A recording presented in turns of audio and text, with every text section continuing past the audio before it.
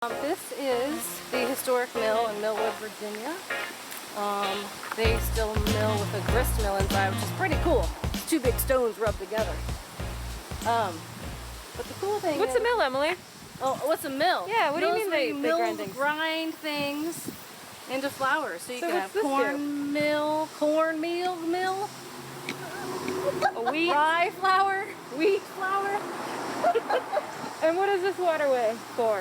I believe this waterway basically works like a hydroelectric dam in that the water is used to push a wheel, which then is connected by simple machines to the grindstones, which then grind the seeds of the plants, which turn into flour.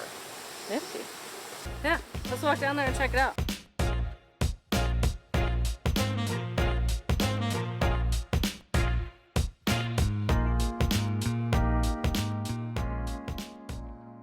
They do run the mill. They lift that gate up, which then allows water to flow through, and then the water powers those simple machines inside to turn the wheel. Ooh, what's cool is you can see there's multiple sets of gates. It's hard to, you have to get up on the bricks there, but there are some gates and screens here, and then there's another set of them farther down that you can see. And then this here, what's happening with the water that's going to the right here, that's basically the overflow, which then flows back into Spout Run.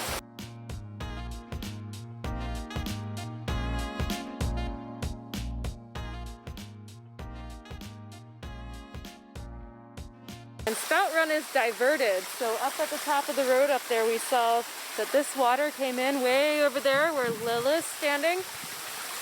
So they take a little bit of water from Spout Run, turn it this direction, and then we'll see Spout Run is kind of over in that direction, the main Spout Run.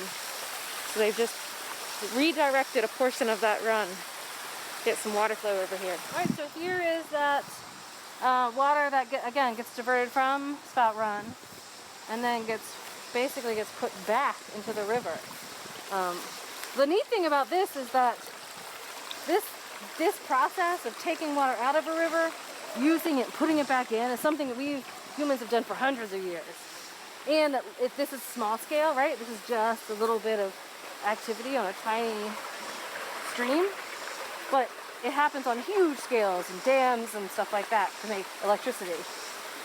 So I think that's what I think is cool.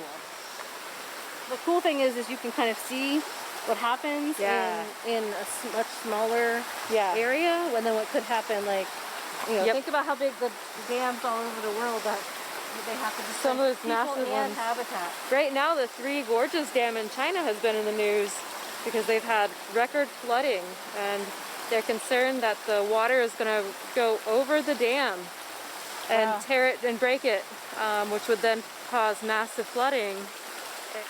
So this is an interesting section of Spout Run.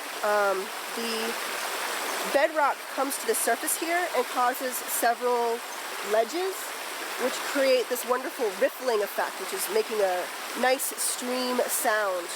You can see upriver that there's a section before the riffles. It's like a big, deep pool. The water is very still.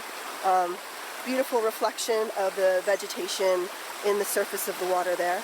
And then downstream there, it looks like it gets still again. So this is probably a place where there's a lot of contact with the surface, and you're going to get a lot more oxygen in your water. The bottom of this is quite different from either of the other two locations we've been. There are cobbles or rocks on the bottom and quite a bit of sediment. That muddy, mucky material. You can see me rubbing it off with my thumb. Ooh, a midge larva. And then the rocks are very rough and bumpy. They're almost covered with a sand. That's dissolved limestone. So there are no small pebbles. There are only some large rocks that are almost glued to the ground, and kind of a sandy, muddy bottom to the stream.